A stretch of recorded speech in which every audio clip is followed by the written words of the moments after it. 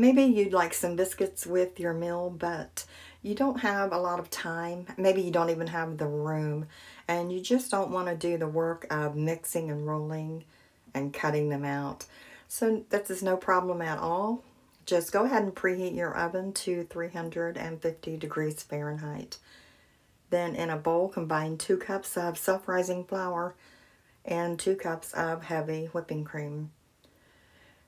After you get that combined, go ahead and grab your muffin pan and a napkin and just oil each cup.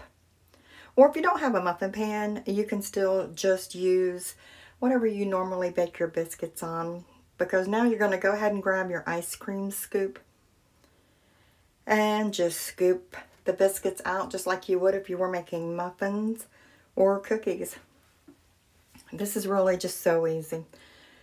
So bake these for about 35 minutes depending on your oven. You may need a little more time or a little less time.